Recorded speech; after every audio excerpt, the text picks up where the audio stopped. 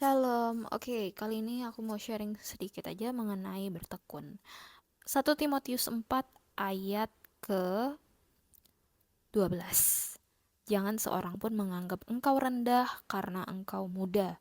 Jadilah teladan bagi orang-orang percaya dalam perkataanmu, dalam tingkah lakumu, dalam kasihmu, dalam kesetiaanmu, dan dalam kesucianmu. Ayat 13. Sementara itu sampai aku datang bertekunlah dalam membaca kitab-kitab suci, dalam membangun dan dalam mengajar. Oke, 2 ayat itu aja. Ya, kembali ke ayat 12. Tadi tertulis, jangan seorang pun menganggap engkau rendah karena engkau muda. Oke, nah sampai situ dulu. Aku percaya yang dengarkan video ini ya, lebih tepatnya audio ini ya, banyak dari kita yang masih muda, entah semangat muda atau jiwanya muda ya, atau umurnya muda. Di sini kan tertulis jangan seorang pun menganggap engkau rendah karena engkau muda. Ya kan, biasanya orang kalau melihat orang-orang yang sudah umurnya sudah lanjut usia atau mungkin umurnya 40-an atau mungkin orang-orang tua yang eh, udah punya banyak pengalaman, wah itu dihormati ya kan, dihargai gitu kan. Nah, kalau giliran melihat anak-anak muda, apalagi anak-anaknya tersandung kasus narkoba lah, tersandung kasus miras lah, atau pernah punya masalah dengan orang-orang dia kenal, dia melihatnya udah dari sudut pandang yang berbeda, mungkin dipandang rendah, dicap yang nggak baik, nggak benar, ya kan. Tapi di sini tertulis di ayat 12, jangan seorang pun menganggap engkau rendah karena engkau muda, jadilah teladan bagi orang-orang percaya dalam perkataanmu, dalam tingkah lakumu, dalam kasihmu, dalam kesetiaanmu, dan dalam kesucianmu. Jadi kita sebagai anak-anak muda atau orang-orang yang berjiwa muda, yang punya semangat muda, kita perlu jadi teladan bagi orang-orang di sekitar kita, terutama orang-orang percaya, ya. Jadi em, jadi teladan itu seperti apa sih? Haruskah kita mencapai prestasi? Mungkin kita yang masih sekolah harus dapat ranking 1, atau mungkin kita yang yang setelah lulus kuliah harus dapat kerja di kantor yang corporate yang top ya, yang perusahaan-perusahaan yang besar gitu, ataukah seperti keterima jadi pegawai negeri seperti itu. Apakah seperti itu jadilah teladan? Well, menurut aku ya itu salah satunya sih, jadilah teladan ya kan. Karena lewat situ kan juga nama Tuhan dipermuliakan. Oh, ini tuh apa, dia yang apa, si ini loh gitu kan contohnya. Oh, yang itu ya dia memang ini ya apa suka suka ibadah, suka berdoa, betul-betul apa ya, takut akan Tuhan, anaknya seperti itu gitu kan. Iya, itu salah satunya. Cuman nggak semua hal kita harus jadikan patokan itu ke prestasi atau pencapaian kita. Entah kita dapat pekerjaan yang bagus kah, atau kita ranking 1 di sekolah. Nggak semua seperti itu. Tapi jadilah teladan itu juga bisa lewat perkataan kita, dalam tingkah laku kita, ya. Bagaimana kita berkata-kata pada orang lain, sopan atau enggak gitu kan. Sopan atau enggak itu ya maksudnya, apakah kita mengucap kata-kata makian ke mereka, kasar yang menjatuhkan mereka, merendahkan mereka, apakah kita mengucap kata-kata binatang yang mengolok-olok mereka atau tidak. Nah, itu jadi pertanyaan. Harusnya kalau kata-kata sopan kan berarti nggak memaki-maki orang, tidak mengolok-olok dengan kata-kata binatang kan, ataupun tidak mengucap kata-kata kasar yang wah, pokoknya yang jorok lah, yang pokoknya bikin eh tahu sendiri lah ya, maksudnya kata-kata yang seperti itu ya. Nah, gitu. Jadi kita harus jadi teladan lewat perkataan. Yang kedua tadi lewat tingkah laku.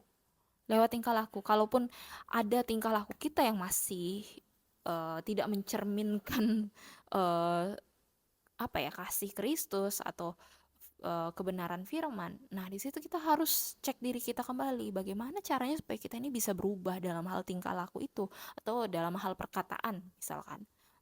Karena orang, setiap hari kita bertemu orang, orang akan melihat, wah, tingkah lakunya dia seperti ini, perkataan dia seperti ini. Ya kan? Tapi kalaupun kita mampu untuk mengalami pemulihan, berarti ada perubahan, transformasi yang terjadi, ya. Sehingga saya yang dulu berkata-kata kasar, saya yang dulu tingkah lakunya jelek, sekarang sudah berubah karena Tuhan yang memulihkan hidup saya. Karena saya uh, mau menerima firman Tuhan itu masuk dalam hati saya, mengubahkan hati saya, pikiran saya, sehingga saya mengalami pemulihan, ya. Seperti itu. Nah, yang ketiga dalam kasihmu. Jadi menjadi teladan uh, dalam kasih. Kasih maksudnya mengasihi orang, mengasihi sesama. Dalam kesetiaanmu, bagaimana kesetiaan kita pada Tuhan, ya? Seperti itu. Kalau kesetia itu bagaimana kita tetap mempertahankan hubungan yang dekat pada Tuhan, bagaimana kita tetap selalu mengandalkan Tuhan, kita tanya pada Tuhan kalau kita punya masalah, kita bawa dalam doa gitu kan, kita cerita pada Tuhan, kita minta tolong pada Tuhan, kita bersyukur, kita berterima kasih pada Tuhan, pokoknya ada hubungan yang dekat, yang erat dengan Tuhan gitu. Nah, kemudian jadilah teladan dalam kesucianmu. Kesucian. Oke. Ya, kalau aku ya pribadi memang dulu aku sempat jatuh dalam dosa. Ya, dalam dosa seksual lebih tepatnya ya. Pornografi, seks luar nikah, tapi setelah bertobat, setelah dipulihkan Tuhan, artinya apa? Artinya uh, Tuhan yang sucikan kita, um, Tuhan yang menyembuhkan batin kita, apa kondisi apa ya, hati kita yang mungkin sempat trauma atau luka luka apa ya namanya, luka batin gitu ya, Tuhan sembuhkan, ya kan. Pokoknya Tuhan sucikan tubuh jiwa roh kita, Tuhan Tuhan basuh kita, ya kan, sehingga kita di apa namanya, 1 Yohanes 1 ayat 9, jika kita mengaku dosa kita, maka Ia adalah setia dan adil sehingga Ia akan mengampuni segala dosa kita dan menyucikan kita dari segala kejahatan. Sehingga kita disucikan dari segala kejahatan. Nah, itu dia. Jadi, bagaimana kita tetap jadi teladan dalam kesucian kita. Oke? Nah, itu dia. Apa yang harus kita lakukan untuk bertekun? Ayat 13 tadi tertulis, sementara itu sampai aku datang bertekunlah dalam membaca kitab-kitab suci, dalam membangun dan dalam mengajar. Oke, aku mau fokus ke bertekun dalam membaca kitab-kitab suci ya. Kecuali kalau teman-teman yang memang hamba-hamba Tuhan yang sebagai evangelis, sebagai um, pastor atau pendeta, ya tentu dalam membangun, dalam mengajar jemaat pastinya ya. Tapi kalau kita yang sebagai jemaat, sebagai anak-anak Tuhan, so pasti kita harus bertekun dalam membaca kitab-kitab suci, dalam membaca firman Tuhan ya, Alkitab. Oke, biarpun kita baru mulai berapa ayat, nggak apa-apa. Yang penting itu jadi rema, itu masuk dalam hati kita. Jadi kita itu nggak cuman hanya baca aja, tapi firman Tuhan itu sampai masuk ke dalam hati kita, tertanam, tersimpan dalam hati kita, yang akan mengajarkan kita, mengubahkan hidup kita, yang akan menuntun kita pada jalan kebenaran. Amin. Nah, jadi itu bertekun membaca kitab-kitab suci. Sebetulnya juga kalau dalam membangun, ya bertekun dalam membangun dan dalam mengajar, kalaupun ini ya dua hal ini juga bisa, menurut aku bisa terjadi ketika ya kita sedang ngobrol nih dengan orang-orang yang non Kristen, orang-orang yang belum percaya, kemudian mereka bertanya tiba-tiba tentang Yesus, tentang uh, firman Tuhan, ya kita bisa mengajarkan, kita bisa kasih tahu ya kebenaran firman Tuhan. Kita bisa sharing, ada namanya testimoni, kesaksian ya.